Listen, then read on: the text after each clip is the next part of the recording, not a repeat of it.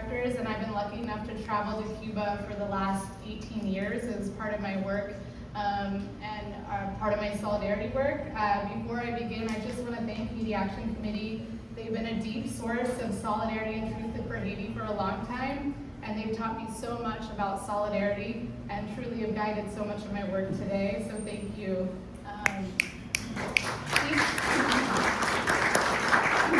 Each time I've returned to Cuba over the past 18 years, so much has changed, but what I've witnessed this year was entirely different. The crisis has reached a level I've never seen before, so tonight I want to talk about Cuba. The Cuba that people are living every day. I want to share what I saw, what people told me, and what Cubans have asked me to share. Every time I visit, I'm reminded that the Cuban people are not waiting to be saved. They are resilient, resistors, survivors of the most egregious acts from the most powerful empire of modern history.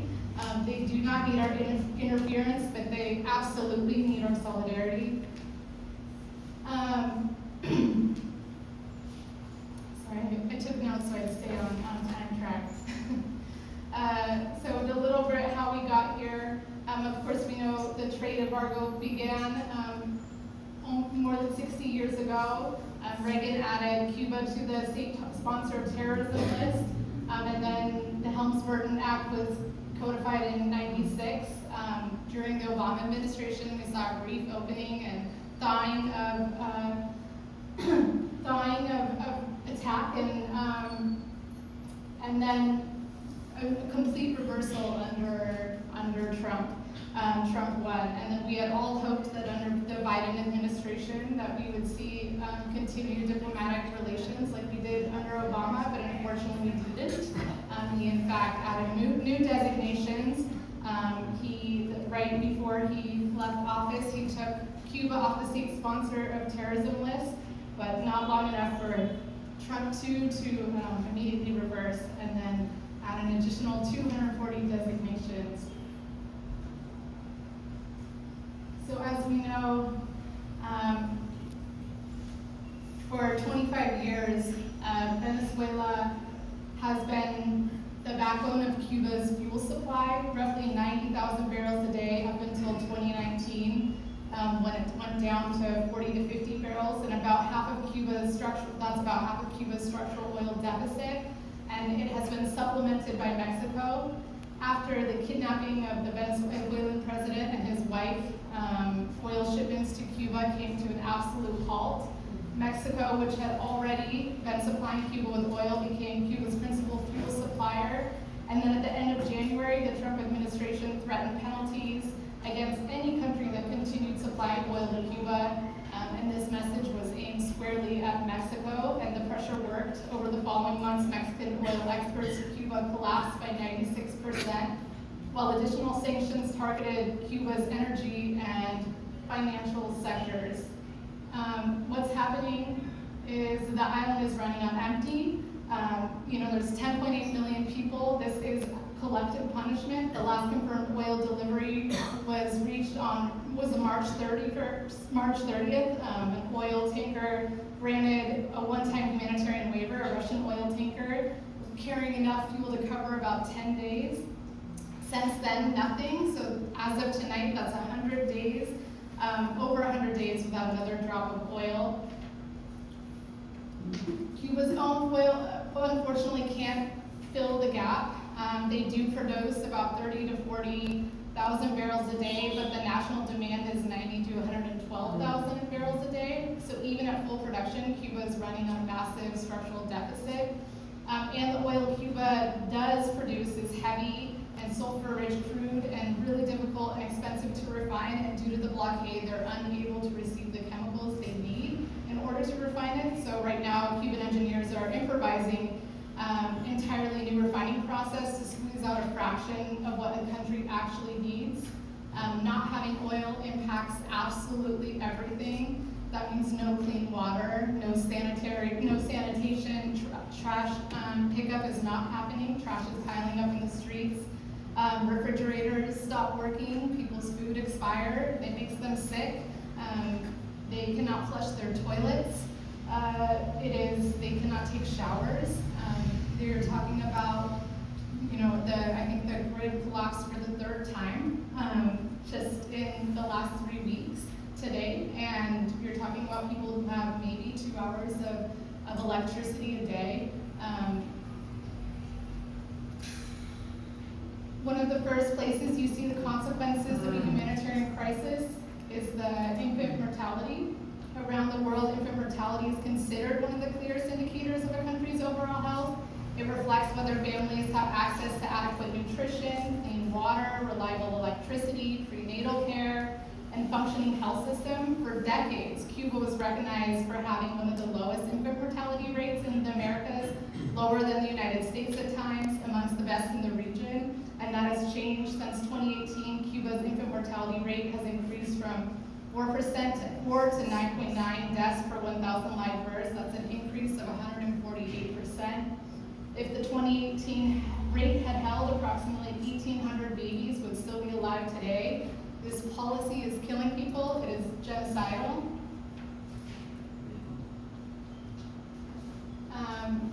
So numbers can carry so much. When I want to just tell you a few things that I've seen in country, in Cuba, from my friends, from our allies who are suffering every day from this collective punishment.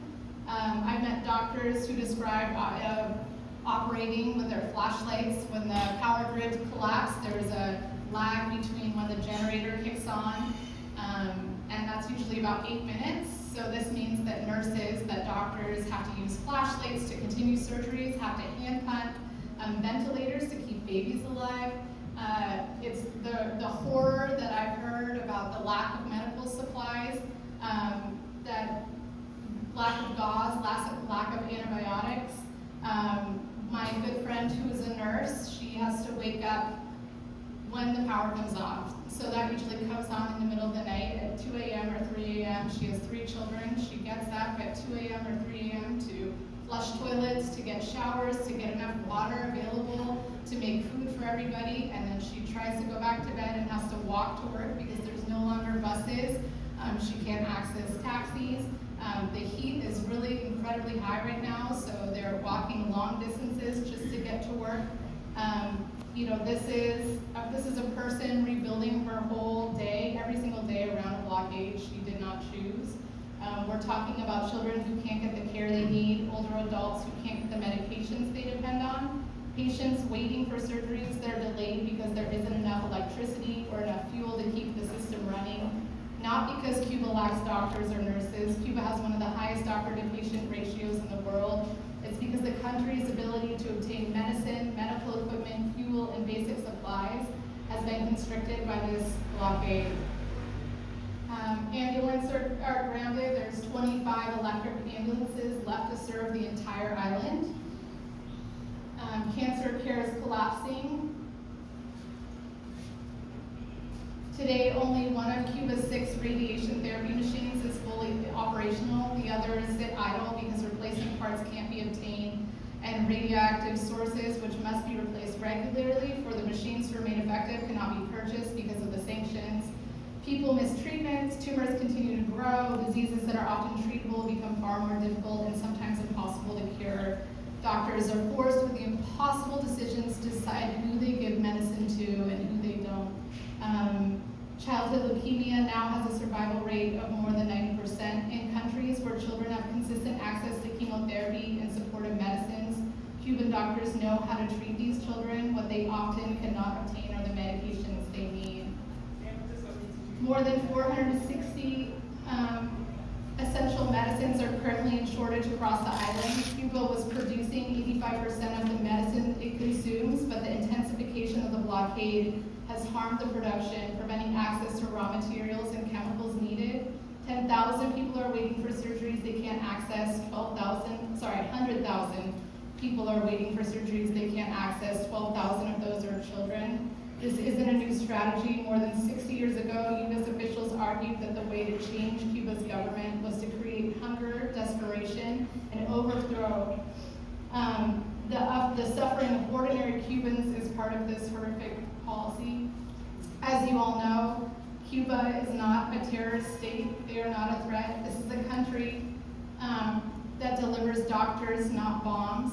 Just last week, the United Nations General Assembly once again convened to debate the U.S. blockade of Cuba after an overwhelming majority of member states voted to keep the issue on the agenda despite U.S. opposition.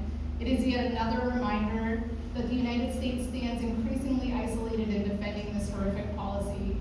This follows 33 consecutive years in which the General Assembly has overwhelmingly voted to call for an end to the blockade. Last October, the vote was 165-7, with only the U.S. and Israel opposing the resolution. Every single year since it began, Cuba has never invaded a neighboring country. It has never attacked. Cuba is an example for the world on internationalism. Cuba helped end apartheid. In South Africa, its literacy campaigns have taught millions of people around the world to read. It has educated students from more than 100 countries and shared its expertise in education, science, and public health with communities across the world. These are the values that Cuba has exported: solidarity, education, and international cooperation. Founded in 2005, the Henry Reeves Brigade has sent Cuban doctors into the world's worst disasters and epidemics for 2 decades: Ebola in West Africa, COVID everywhere, Haiti after the 2010 earthquake, cholera outbreak, and after Hurricane Matthews. Over 4 million patients treated around the world, and over 90,000 lives saved. Since 2025, the U.S. State Department has relabeled these missions as forced labor and pressured host countries into ending them.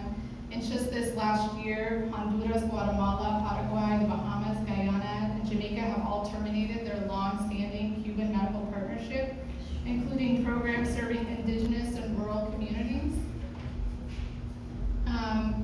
The effect is in protecting Cuban doctors. It's fewer doctors in clinics, longer travel for patients, and one of Cuba's largest sources of foreign income, the income that funds its own hospitals, is strangled by this policy. So not only are Cuban institutions are being attacked. Last month, the Cuban Institute of Friendship with the Peoples, ECAP, and its travel agency, Obviously, with Global Exchange have worked with for nearly 40 years. Institutions that have welcomed international solidarity delegations, coordinated people-to-people exchanges, and built relationships between Cuba and social movements around the world for more than 60 years were added to the sanctions list. And they are really trying to cool international solidarity. Week after week, new sanctions and designations continue to be announced. Just this Monday, the administration imposed additional measures targeting Cuba's Ministry of Tourism.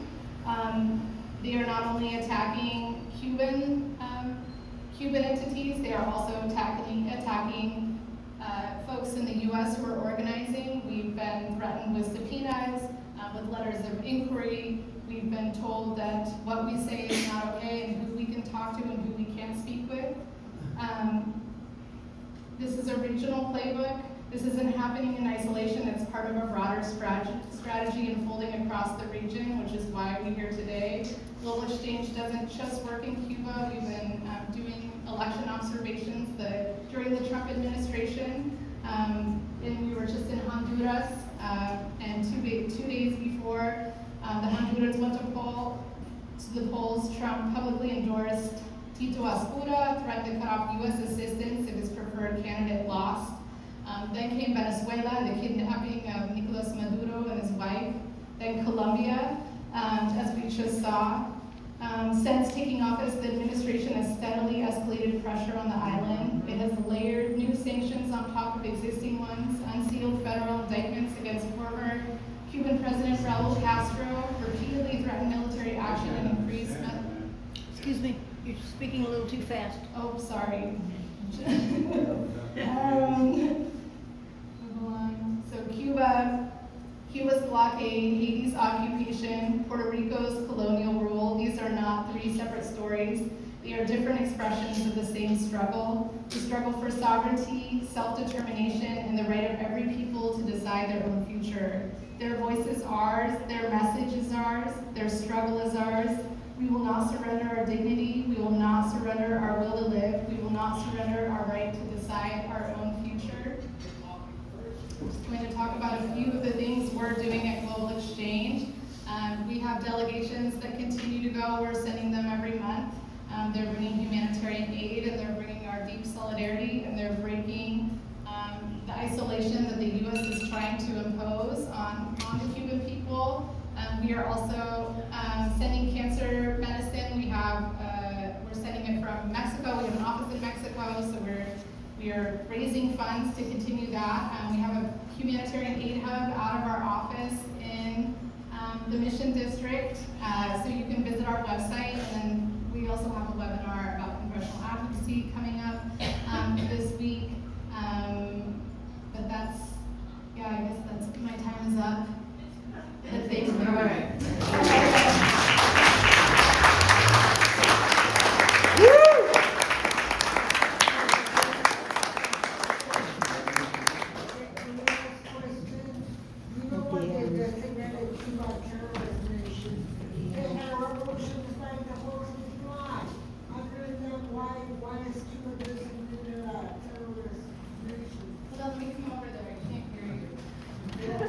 Thanks so much, Corinna. You know, under international law, under the UN Charter, which is the ultimate, one of the ultimate expressions of international law, and actually is a treaty that the United States has to abide to under the Constitution, except that the US actually does everything in opposition, that the issue of sovereignty is sacred.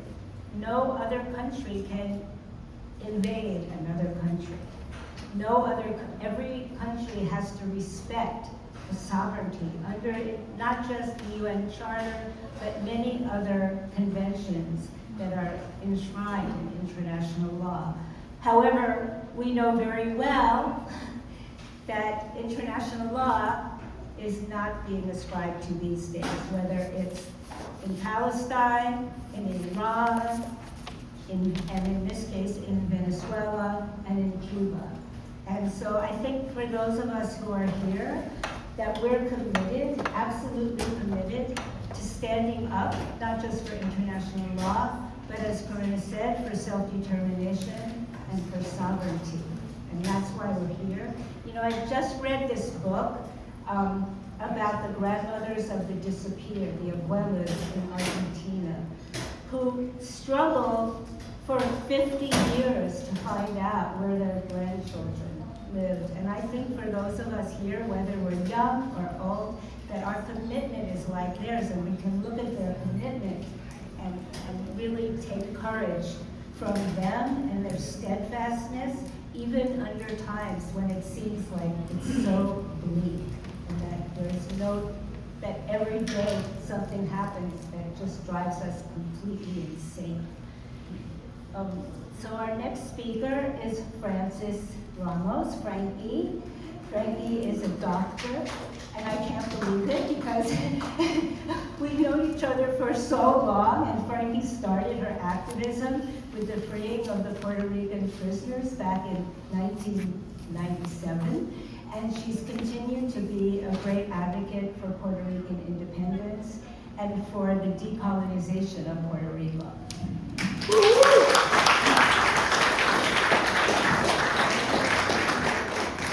Thank you. Good evening, everyone. I just need like a chair to get that little table.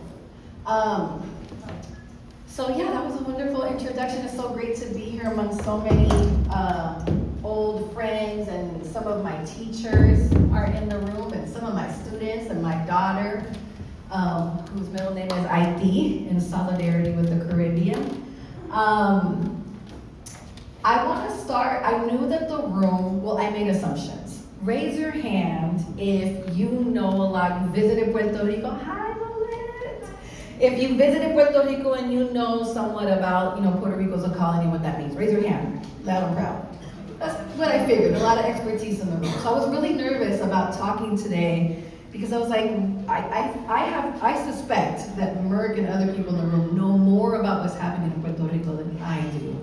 I'm a little bit busy raising 4 kids, and I have a really demanding job. But I wanted to start with just like my personal story of what it means that Puerto Rico is a colony and what I see when I go back home every couple of years. This is a picture of a beautiful tree. This is like knitted, beautiful, colorful knitted that some abuelas in my hometown of Jauco, the town of coffee in the South by Ponce, they have every day they knit a little bit and they covered this tree. And there's just a lot of art and there's this swing, and my family the past couple of years that we've gone, we go there.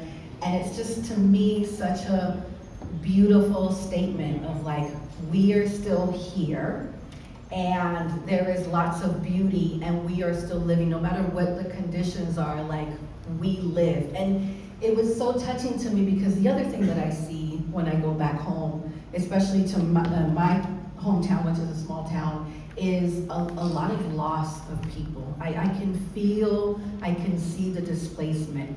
The elementary school that I grew up going to, I live in a little country house in a little country road, and it took me like maybe 10 minutes to walk to my elementary school.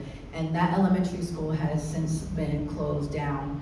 And it breaks my heart every time. And the little downtown, the Pueblo, the main street, like in a lot of main streets in different small towns throughout the United States also, it's just like lots of stores closed down, right? Because Kmart came in and KFC came in, and at the time we're like, yay, KFC!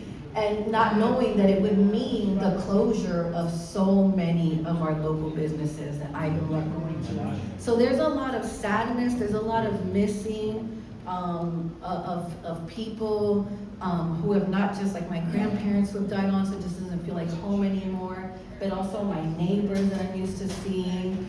I used to go back home and see a lot of my cousins. A lot of my cousins have left the island in search of jobs.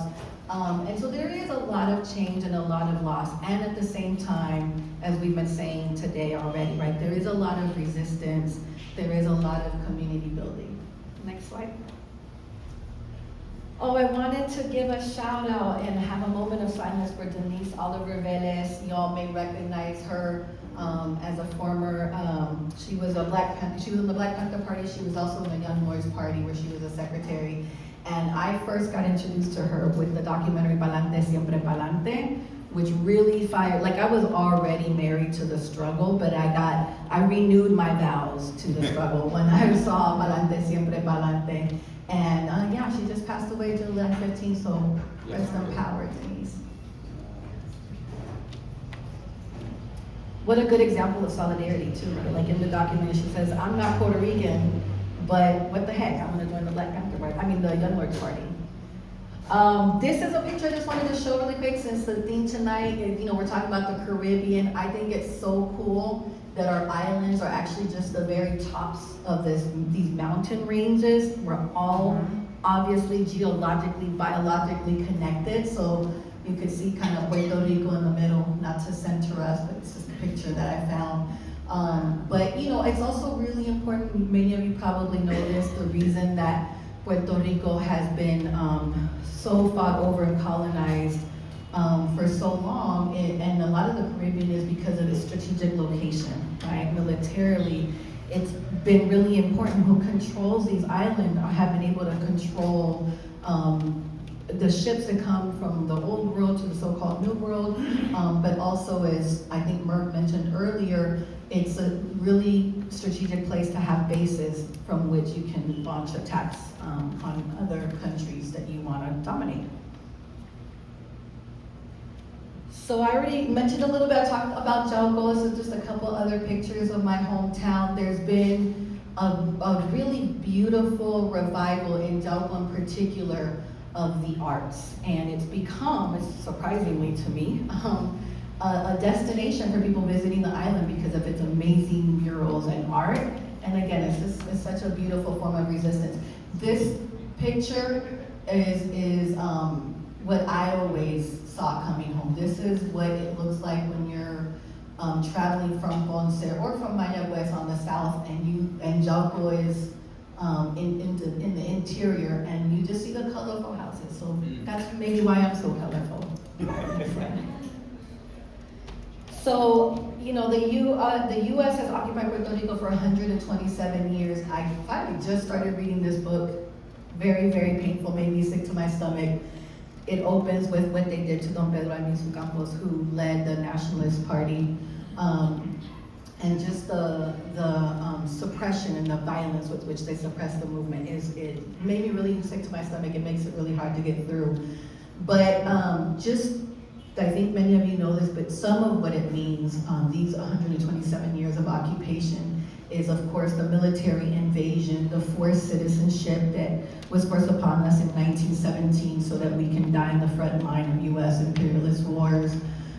The Jones Act that controls shipping, this was a big thing that came up during Hurricane Maria, that people couldn't, even though countries wanted to be in solidarity and bring aid directly to Puerto Rico, you couldn't, and that meant that a lot of aid just didn't get to people, and there was a lot of needless suffering and deaths because of that. Mass sterilization of our women, up to a third of Puerto Rican women sterilized against their will. The violent suppression of our movements, including outlawing our flag, outlawing our music, outlawing any speaking of independence. And you can still feel this in Puerto Rico, very, very much. Like deep in our hearts, I think, there is an old saying about, how many drinks it takes to have the pro-independence part of a Puerto Rican come out. Because by and large, that sentiment of like, we deserve sovereignty, we should be a free nation, and this is actually imperialism that we're living under, has been really strategically suppressed for so many decades. And even the citizenship, in a way, has worked against us, because one of the things you see a lot in Puerto Rico, there's actually a bumper sticker that has the American flag, and it says, "Where would we be without her?"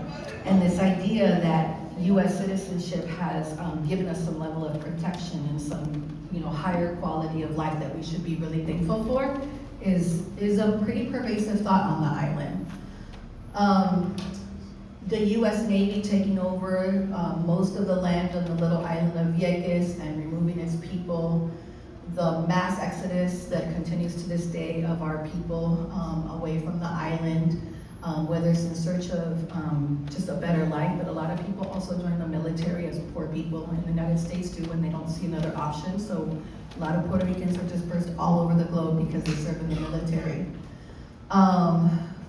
Tax shelters for businesses, which meant that at some point Puerto Rico was a tiny, tiny island, 100 miles by 33 miles. Most of the pharmaceutical exports were coming from this tiny island.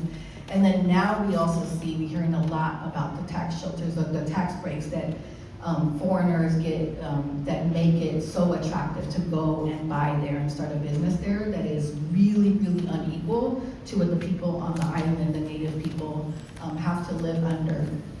Austerity measures, the promesa and la junta, this debt that the colonial government incurred that was not by our making, which meant that we have to live under austerity to pay that debt back. The ongoing privatization of our resources and what's happening right now with the water. The water is not privatized, but there's a lot of purposeful neglect, potentially so that it could be an excuse to be privatized. So there's part of that going on, and part of there is an element of we wish Puerto Ricans would just die so that we can just take over their land. The mega development projects I'm going to talk a little bit about later. Political prisoners, Mark talked about that. We have had an ongoing struggle for independence. So we've had a series of political prisoners that we've worked to bring home. And actually I wanted to thank y'all for the invitation today, because it gave me an opportunity to talk to a few of our friends who are back in the island, Deborah Santana, Alice Rodriguez, and Suma Oliveras, who all send their love, especially to you here. All right, next slide. I gotta speed up. So you all may be hearing in the news a lot about Esencia. This is just the latest project there. This already happened in other parts of the island, like Fajardo with the Conquistador, but these are like mega projects. Esencia is $2 billion. They want to build luxury hotels, but the problem is, well, there's many problems. One of the problems is that they're trying to ram this through in a part of Puerto Rico that is already very dry. Cabo Rojo is the southwestern part of the island. There's not enough water already for people. We're already dealing with of droughts, and they want to build this luxury with like huge golf courses. Now they're talking about getting water from groundwater to water the golf courses.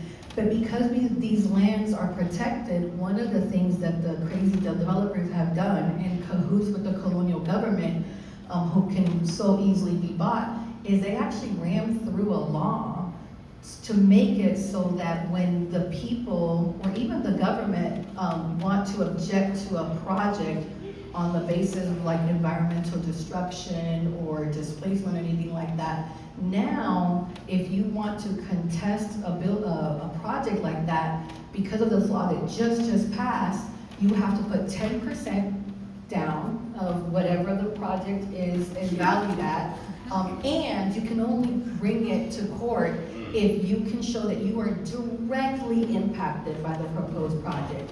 So again, this passed with the support of the governor and legislators who are all bought out, who are all corrupt, and it just basically just gave green light for all of these mega projects, even though they're gonna cause environmental destruction, there's not enough water. One of the things that these developments do when they change the landscape is they take away the natural protection that the island has against like hurricanes. So there's just a lot at stake. It's a crazy, crazy project, and it's going full steam ahead against the wishes of Puerto Ricans and even those in the diaspora. And in March 2026, there was this huge protest against Esencia. It's the biggest protest. There was an estimated 50,000 people. The biggest ones I've had since when, but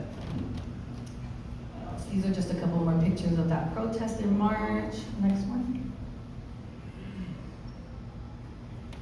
That just shows this is the category, especially protected rustic soil ecological is the category that they changed. And Act 82 is that law that requires that 10% bond. And here's a picture of Alicia. So many of us in the room visited the Puerto Rican political prisoners when they were at SCI Dublin. Alicia was one of them. And so she's one of the people that I called because I wanted to bring to you all kind of like the latest news and just talk to my relatives that are still on the island. She's doing really great. She started Taller Guaragüe doing pottery, which is something she did in FCI Dublin. But the main thing that she really wanted to convey is the same thing that Sulma said when I talked to her. The first thing and the thing that she talked the most about was the optimism, the energy of the people taking care of each other, the mutual aid, the residual effect, like after Hurricane Maria, when people had to take care of each other because the state neglected everybody, that just changed the way people relate to each other. And that way of taking care of each other, having each other's back, and being creative about not depending on like the water coming out through your tubes or electricity coming on. That is kind of just a way of life, but she's very, very excited that there is now a growing apparatus for fiscal sponsorship for small groups like her, Taller Guaragüe, to be able to receive donations to do the work that they're doing. And it's a really important, not only is it art, it's healing. I was like, why are you so excited about pottery? Tell me about it. She's like, you're working with your hands, it's like literally connecting to the earth. And that's my time. Let me see if there's one more thing I want to say. Okay, well, look at that. Yeah. Right on time. And I know we're gonna have Q&A, so if you have any more questions, I'll be here at the end. Frankie.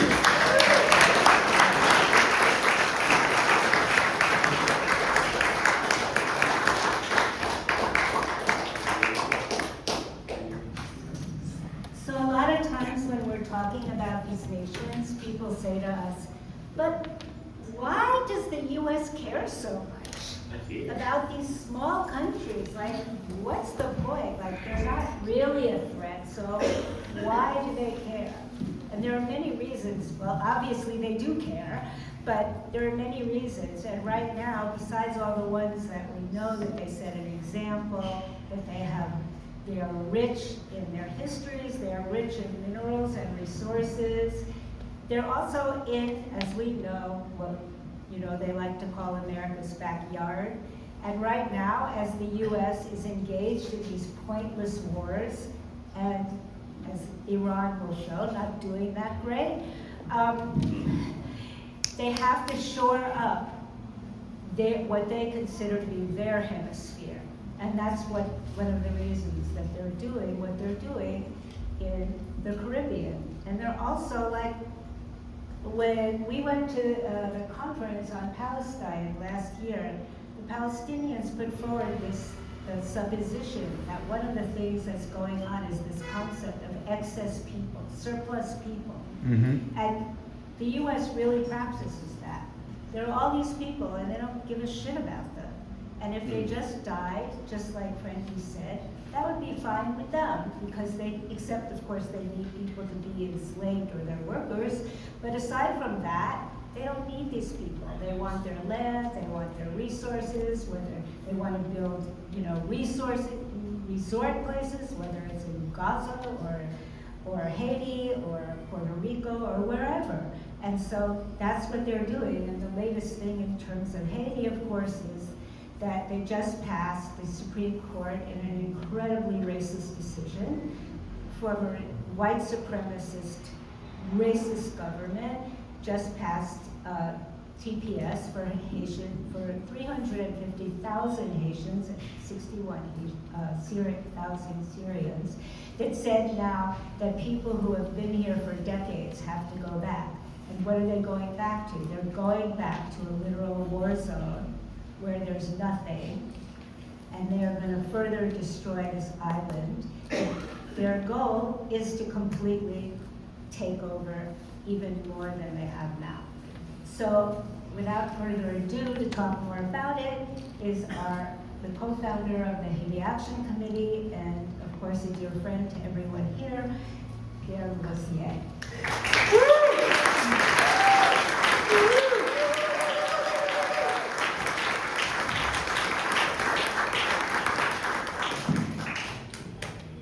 Hi everyone, a real pleasure and an honor to be here with you all.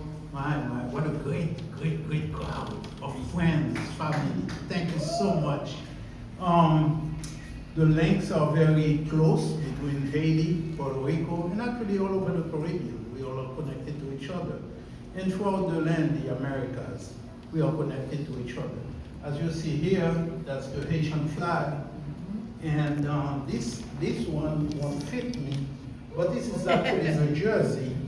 As Leslie, this is the jersey of the Haitian soccer team. And one of the things of that, if you notice right there at the bottom, that's the image of Vertières. Vertières is a monument that commemorates the last battle during which the enslaved Africans had rebelled and defeated the troops of Napoleon. That was Napoleon's first defeat, actually. Yeah. And so another racist act, apart from the way Haitians say it, that jersey was considered too political by FIFA. FIFA is the International Soccer Federation. And they forced the Haitian team 2 days before the opening to remove that Vertières emblem. And so since that time, this jersey has actually been something in great demand by the Haitian population. They say no matter what you do, because the Haitian team had no choice, 2 days before the start of it, they had to change it. However, the people have embraced this jersey, and it's a sign of faith. You can do anything you want, but you cannot destroy our will to be free, our dignity, and our will to survive and to continue fighting. Right on.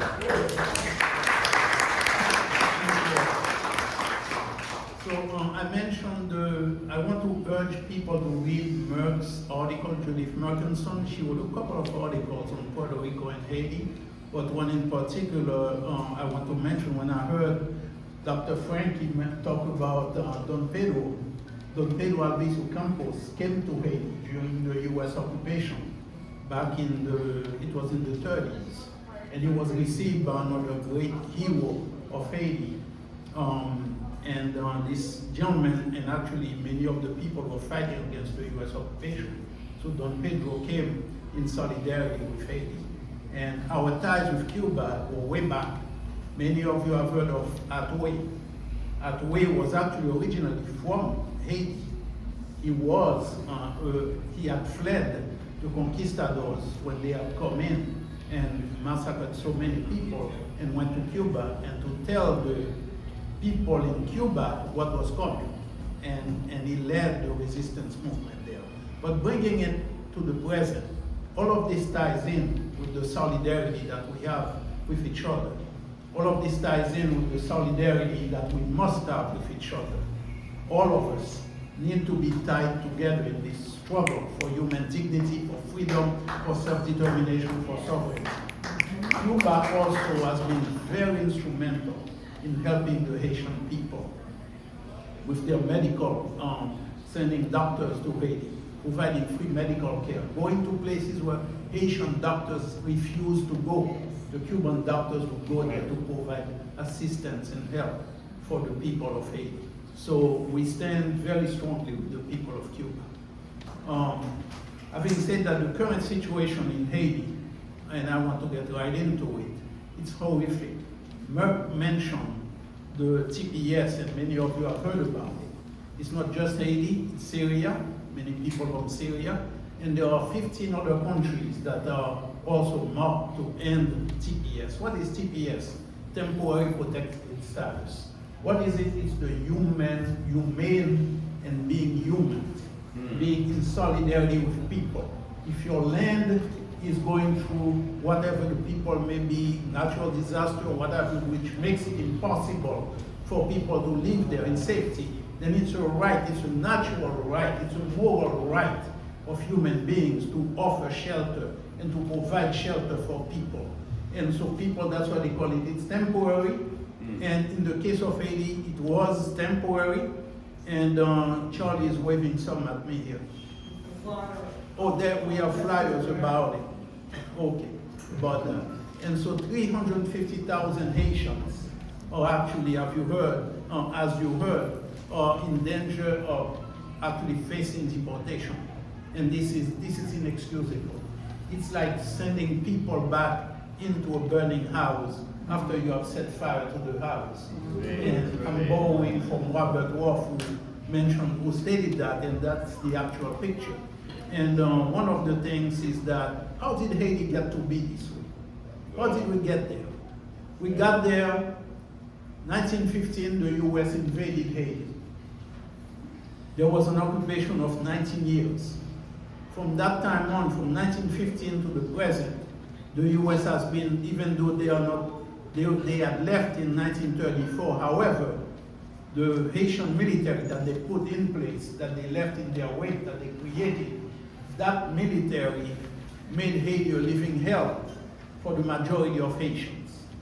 And so it ended up in bringing into being the dictatorship of the Duvaliers, Papa Dog Duvalier and Baby Dog Duvalier, during the late 50s and going forward for 30 years until 1986, when Haitians removed them from office. But since that time, the US provided the Duvaliers with all kinds of support and continue to support dictators since that period. The people's movement got together under President Aristide, elected this priest as president, and started implementing change for the people. There were 2 coup d'etats that removed him, and since 2004, after the second coup d'etat, Haiti has been a living hell for the Haitian people. Now, when Haiti was getting better during the first years of President Aristide being in power, Haitians were actually going back home. Haitians were leaving the US, France, Canada, other countries, Africa, coming back home to live there. It was the coup of 2004 that forced Haitians to flee Haiti again.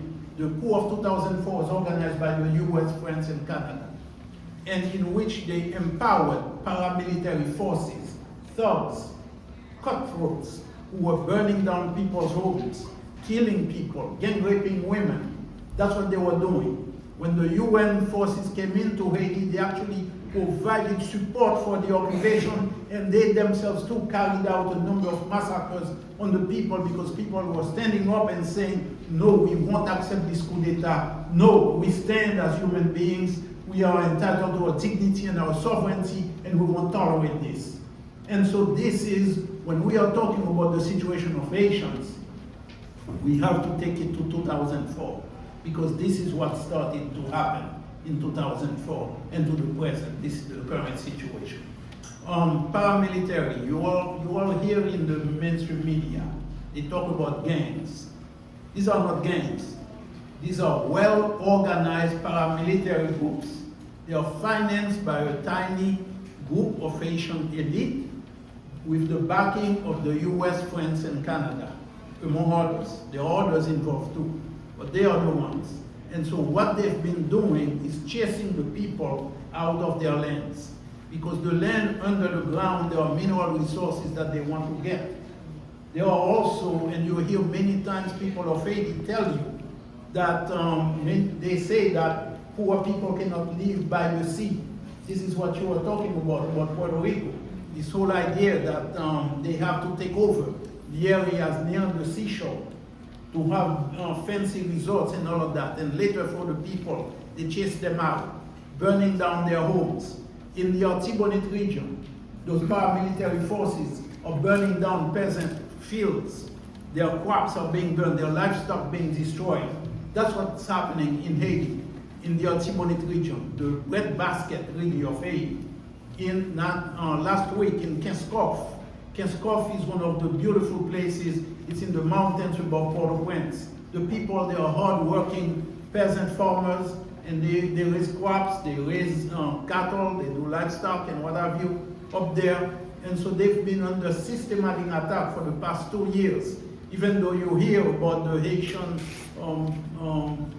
troops going there, Haitian police and what have you, but they are not there for the people. It's usually after those paramilitary death squads have gone in there and killed people and gang rape women and burned down their homes. Then people raise all kinds of hell, and that's when they show up. But then the police never stays long enough to provide any connection. And this is what I'm hearing from people in Haiti. Last week, the paramilitaries, about a week ago, they attacked the neighborhood of Kenskoff once again, killed a whole lot of people, burned down houses, gang rape women, some of them children, burned people inside their homes. And indirect, as you are hearing all of this, the Supreme Court still had said that Haiti was safe enough, or agreed with the Trump administration that Haiti was safe enough to send people back to this. So this is what we are dealing with. And your support is so important. Right now there is a bill at the Senate calling for the Senate to take a strong stand against to actually support CPS for Haitians. It passed the House already, now there is the Senate version. And we have to call our senators and urge them to sign on and to co-sponsor and to push this bill. And also to take a moral stand, a strong stand against this. Not only for Haiti, but people in Syria and other people who are similarly affected. So I want to stop right there. I have 5 more minutes. Well, I don't want to bore people too much. So one of the things is that's a key element of this. The Haitian people, we are fighting for our liberation. The struggle of the people in Haiti is one of national liberation. When people elected Jean-Bertrand Aristide, President Aristide, in office, it was with a mandate to carry out the wishes, the plan of the people to bring Haiti out of poverty. What does that mean? I said out of poverty, but really out of misery. To build hospitals, to build schools, to build, to have clean drinking water for our population, to have a future for our children so that they wouldn't just be fleeing the country like so many of them have been forced to do. To have decent housing for the people, even though the US economically was sabotaging Haiti when President Aristide was in office. He built more schools, his administration built more schools than in those 10 years than had ever been built before in the first 190 years of Haiti's history. So this shows you what people can do when they pick their own government and they are united behind a plan or to rebuild the country. Right now, as we are talking, even though you hear all of this, many people in Haiti are busy resisting the occupation, because Haiti is under a United Nations occupation. They don't talk about it this way. They pretend that you have a government in Haiti, but this government is actually a government, what we call a reste avec government. It's a dual government. What that means in English, meaning like it's a lackey government. It's a puppet government that does the wishes of the US, France, and Canada against the majority population. And so people organize themselves. They build community schools. They do all of this work. They build their local clinics. And we are engaged, we in the Haiti Emergency Relief Fund and Haiti Action Committee, we're engaged in supporting their efforts. So your contribution, I want to thank you very much. All the contributions that you have given have helped us to send the money to Haiti so people can invest in building, in reconstruction and building a future for themselves. I want to mention the great work of UNIFA. That's the University of the Aristide Foundation. It has 9 schools and doctor, nursing, architect, economist, and dentistry, but all of them, and physical therapy, and I'm leaving some out, I'm sorry. Engineering, but all of them are schools that are based on the needs of the nation. Right. They are not just there to do theory, but they are there based on the needs of the nation.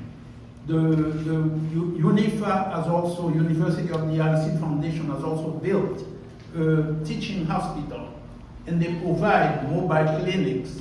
Mobile clinics are free clinics for the people. And regularly, President Aristide's birthday was yesterday. And so they organized a mobile clinic where people came and received free of charge health care. And this is and I'll say this one piece. This is a regular, when people are coming there, they make a chart for them. They provide them with the medication. So people can actually see doctors there regularly every 4 months or so in these clinics with a chart and medicine, everything is free for them. So I'll stop right here. This is part of the resistance, and I call on you to support, as we support the people of Cuba, as we support the people of Puerto Rico, people all over the island. I want to thank also Global Exchange. I'm a member of the board of Global Exchange, and I'm very proud of that organization. Thank you, Corina. And thank you for your support, because she's been to Haiti, she's done tremendous work also in solidarity. So I'll stop there, otherwise Leslie will have her hoop and get me out. Thank you.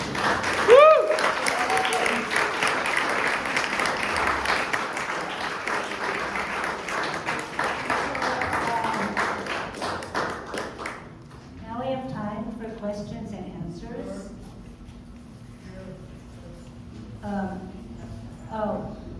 Sorry. First of all, I want to take like a temperature check, but not of the people in the room. Like, is it too hot? No. It's okay? Okay. And also, as people know, we always, the people of all these countries are really in great need. And so we're going to pass a bowl, if you could give. But we understand that very few people carry cash along with them these days. I never have cash. So go to the website, www.haitisolidarity.net, and there is a way to contribute to Haiti, and you'll see that also the money gets distributed to all 3 places. Questions? Yes, I have a question. Okay. I spoke with Carl Craver. I told him, look, I read his news. I read it today about what you were talking about, that the good thing that was agreed, the Congress, I believe, said yes, that Haitian people could stay 3 more years of the TPS. That was good, and then I tell Carl Kramer the living wage and the diesel versus return. There we were talking that it was nothing, that there was nothing to it. So if somebody talk to Carl Kramer, he's right here to really focus on economic justice and show them to support it and have. Oh, this is about the vote in Congress? It's about TPS. The TPS? Yeah, the TPS passed in the House, and now the bill is in the Senate. So first, so it hasn't passed. So first, it has to get the number of votes in the Senate, which is a struggle in itself.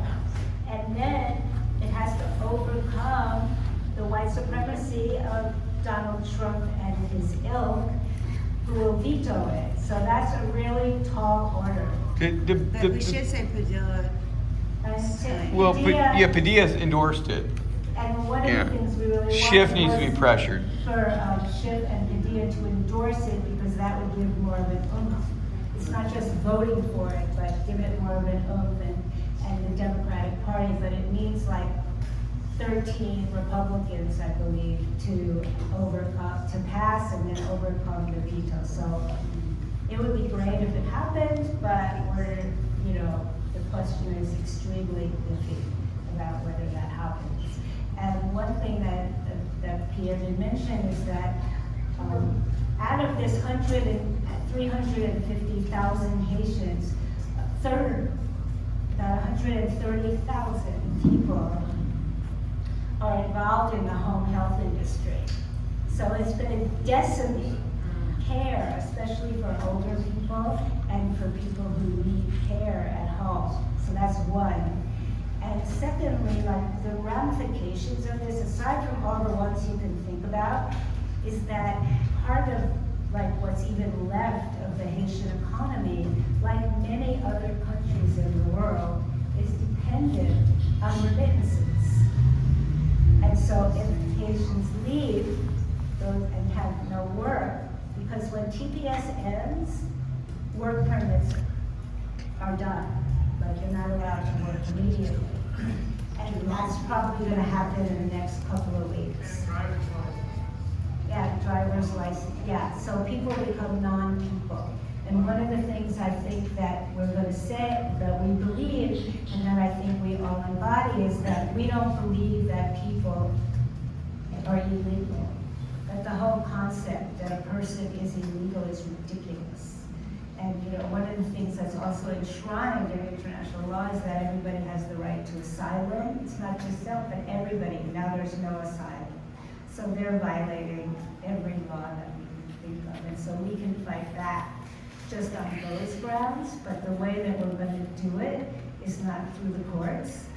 We're going to do it by pressuring them in the streets and by everything else that we can do. And it's really important that we do that and that we build a concerted and united resistance to what's going on, not just here, but around the world.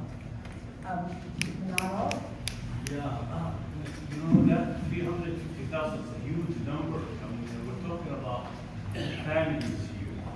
So my question is the fact that there are Haitian kids who were born here, who are supposed to be with American citizenship.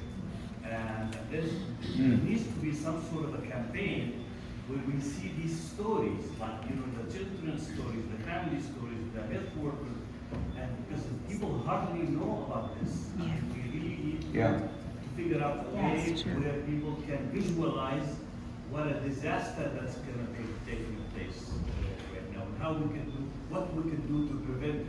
Right. And it's not just about Haiti. I mean, there are people here from Guatemala, from Honduras, from all these places. They've been here for 30 years. They've been here for 30 years. Their children have been born here, grown up here, etc. But that's why Trump wants to do away with birthright citizenship. Extra people. To get rid of those people too. So, yeah. I have a question. I'd like some clarification. I'm Haitian, I'm a U.S. citizen, but I'm curious. Does the TPS include people who just came here to the Talk a little louder. I speak really loud. Where's the air? TPS, is it only for people who give you your finance administration, or is it also for everyone who's your generation? Repeat the question, please. Is TP, So good boy. Est-ce qu'on s'en jette? Oui, bonjour. Non, comment on l'a fait là? Eh, My question has to do with TPS. With the mention of generation, I'm a bit confused. Isn't TPS just for the ones who gave your finance administration from 2022? no, because it started after the earthquake. What is TPS just for people who pay for the No, TPS started, it was after the earthquake. Yeah. That's when it started. It started during the Obama administration. But even before that, Haitians were demanding that TPS be offered to people. And then the earthquake actually, it was such a catastrophic event that it really forced everybody to say, okay, they'll grant it to Haitians. And the US has had a very racist policy regarding Haitian immigration. From dating back to the period of independence, 1803, Thomas Jefferson declared an embargo against Haiti and refused to recognize Haitian independence.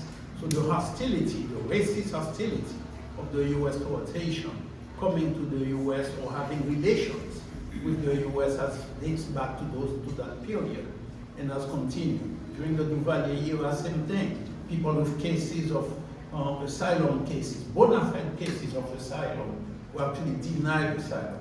So back to the TPS, so it started in 2010, and then after that, at different times, they would move the date to allow people to apply for temporary protected status. But it was because of the resistance of Haitians here who were actually in the streets, petitioning Congress and raising all kinds of sand. And many of the attorneys who actually filed on their behalf.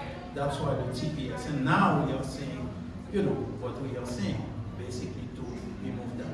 And something I want to say quickly about TPS is that the humane thing to do is an amnesty program. That's right. It's a permanent program, not this temporary business has to end, because those countries or people are really, you look at the state of the world today, things are going terribly, terribly worse for everyone. So it should be, the fighters should be one for permanent path to residency and citizenship for those who want to be citizens.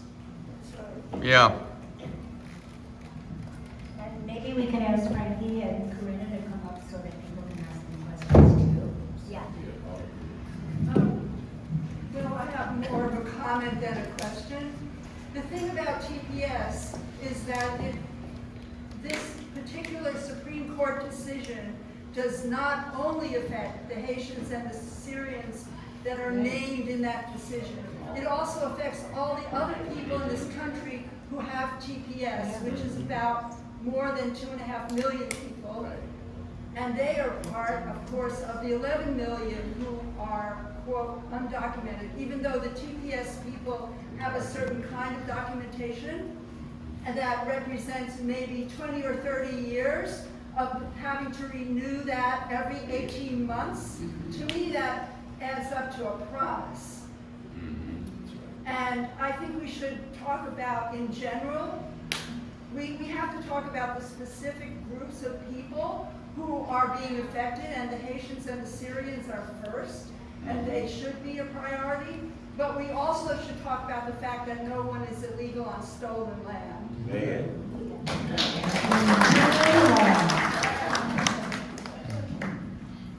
Except the settlers. Have questions for either Corinna or Frankie? Francisco had a comment. Yeah. Loud. Unfortunately, the mic doesn't extend that far. Okay. Yeah. My question was whether you could share more about what people in Puerto Rico and their demands for the end of U.S. colonial rule. Like, what are their specific demands, at least for in terms of like next steps? For example,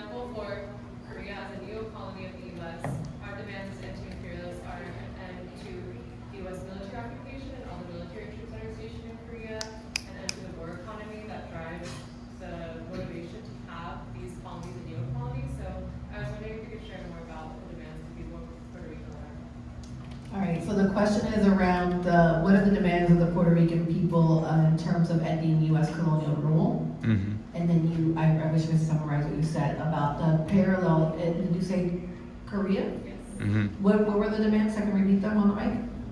Sure. For my organization, our demands include an end to the U.S. occupation of Korea and an end to the war economy of the U.S. that fuels U.S. imperialism to pursue these different colonial rules across the world.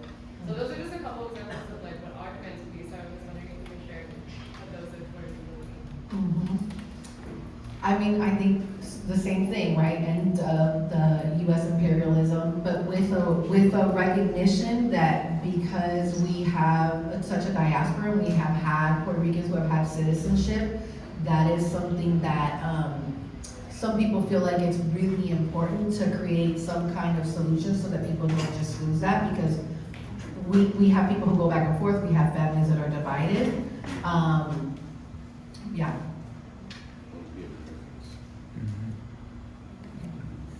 And independence, so yeah, I thought that was a given. Yeah. U.S. imperialism, And the independence of bases. Puerto Rico, free Puerto Rico. Mm-hmm. And clean up the bases. I mean, there's a lot of just toxic, in Vieques, there's undetonated bombs in the water. So when we were able to get the Navy to stop practicing the wars on the island of Vieques, the demand was also to clean it up, and they have yet to clean it up, and now they're actually thinking about reopening up a lot of the bases, as I think Mark mentioned.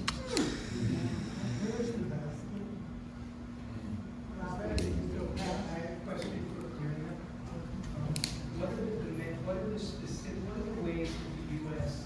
is trying to pressure Cuba about changing its Yes.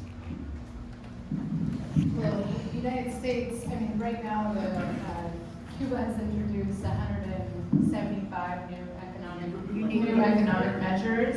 And I think that even though Cuba states that those economic measures are not because of U.S. pressure, but because they are having to respond to the blockade, the U.S. really wants regime change. I don't think that there are no sets of demands that if you do, I mean, they really have stated that that's what they want to see. They want to see the Castros out.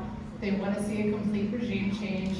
And I think that that's what we're seeing. I mean, so with the escalation that is occurring, they have shown an unwillingness to work with Cuba entirely. Even as Cuba has introduced changes, has introduced shifts in economic policy, is opening up business opportunities with Cubans living in other countries. Marco Rubio continues to push sanctions. Every week we're seeing new designations. Anytime the Cubans take a step, Marco Rubio and Trump are right there to block it and to continue to threaten with military force. So the sets of demands are regime change. Mm-hmm.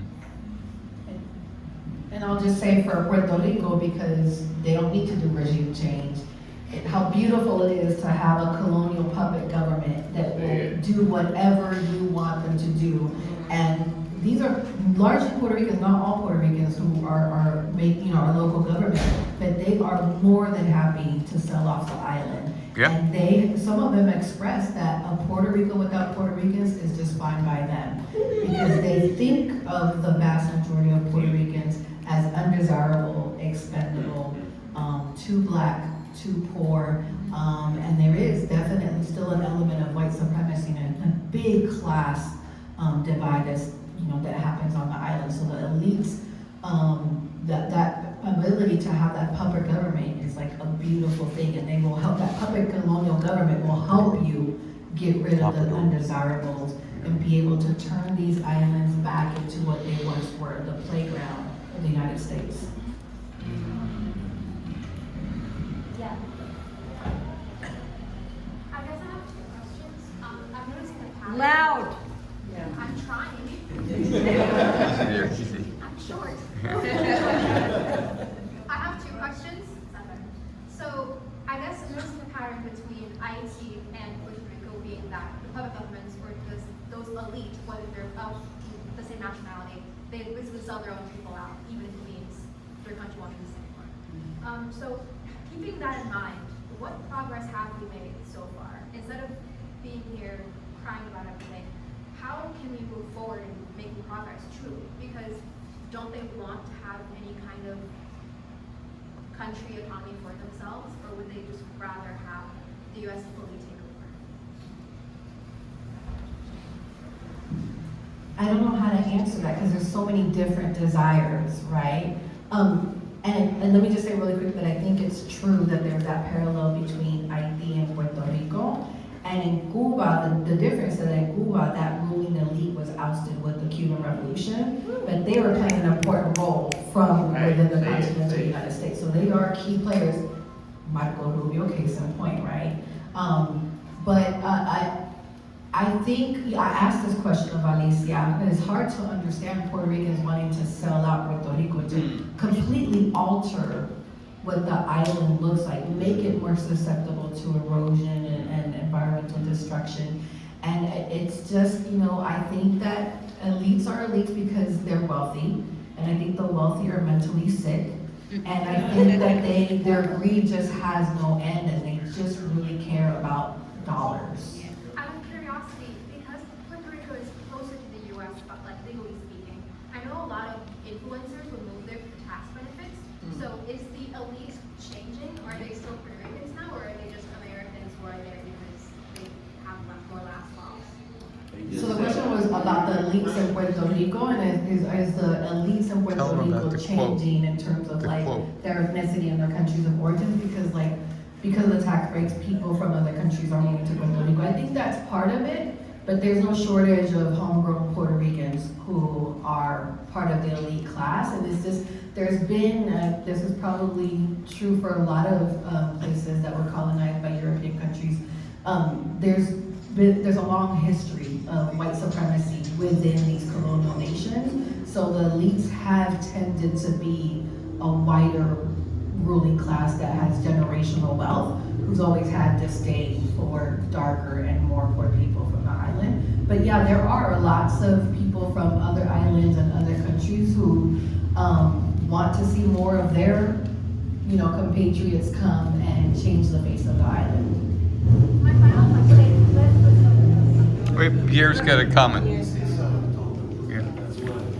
One of the things that we have to get, that in Haiti, the sisters and brothers are trying to get away from in our minds.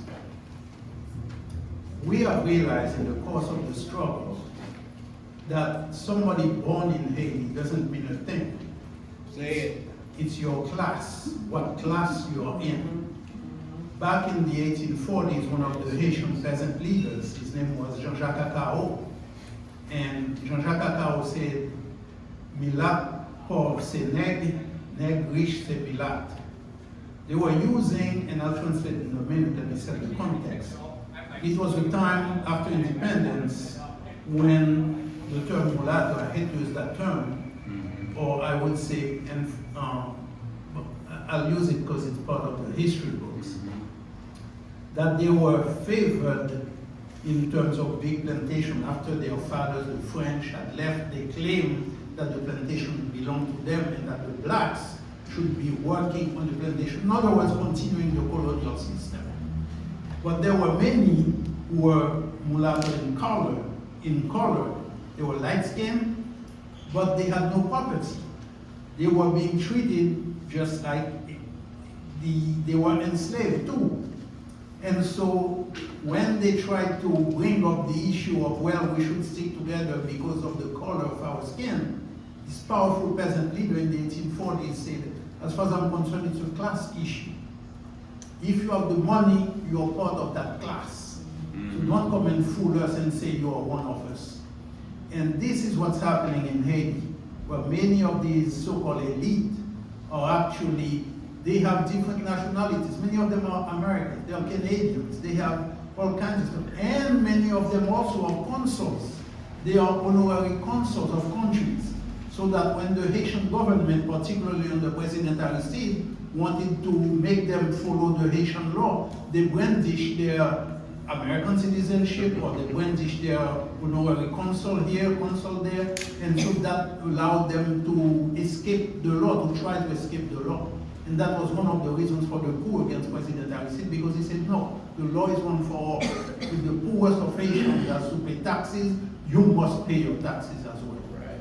So the concept of nationality, their nationality is the greenback, you know, and it's money, it's greed, and we the people have to get across those borders and link with each other across borders in order, as Bob Marley said, to chase those bald heads out of town. I shouldn't talk like that because I'm old.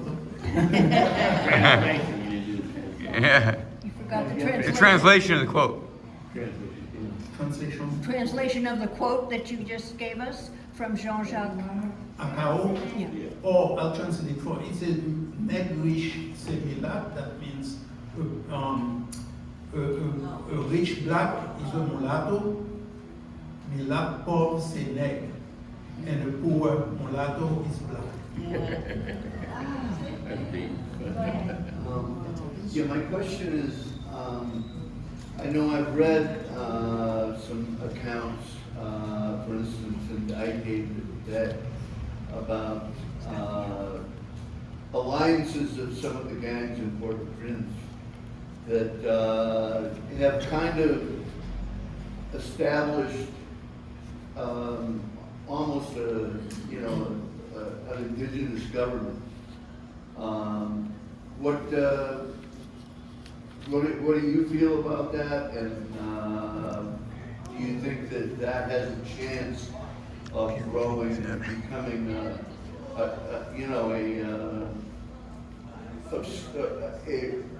actual self-rule? Oh no, this is complete hogwash. I'm sorry. I don't mean that as I'm just saying, because I know the people. I asked a question. Yes. I know the people, and I'm sorry for this outburst, you know. But I know the people who are behind this line. And these are people who pretend to be leftists.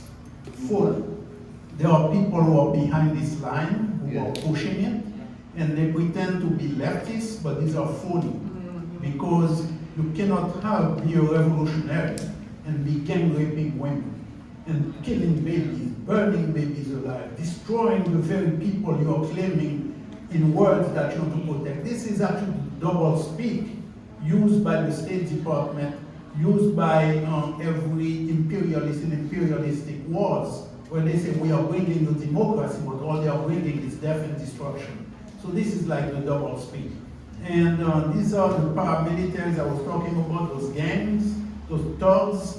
These are people who are criminals, and they have been bought by the Haitian elite. They have been paid by them. The weapons are coming directly from the U.S. I mean, how is Barbecue. Kid, you know, Barbecue. many $1,000s worth of weapons and ammunition, and using them against people in their neighborhoods? The worst atrocities you can imagine. I receive those videos all the time and see the testimony of the victims, and then they claim to be revolutionary. No, this whole revolutionary talk is to put it out there to confuse people who are outside of Haiti, to confuse good people who are thinking of revolution, and to sow confusion in the minds of people. No, these are thugs, these are killers, these are no good people who are destroying what humanity should be about, what human beings are. We'll have two more questions. I would add that it's Chris Hedges and Democracy Now! That are pushing a lot of that. Say it loud, Charlie. Yeah. Say it again, please. I would say it's Chris Hedges and Democracy Now! That are pushing this line. And so as much as you love Amy Goodman, challenge her on Haiti. That's right. She should know better. And so I'll repeat it. It's Chris Hedges, Dan Cohen, another Kim guy, Ives. Kim Ives, and these are the people who are pushing that line. And you mentioned Amy Goodman? Yeah. Okay, she interviews them, gives them. And Chris Hedges. Yeah, Chris Hedges. So that's where it's coming from. Complete hogwash. Yeah. I wanted to ask Corinna if you could talk a little more about like global exchanges material aid, like your program around supporting Cuba and how people's solidarity can contribute to that? Yeah, absolutely. So Global Exchange, during this special period, we ran a humanitarian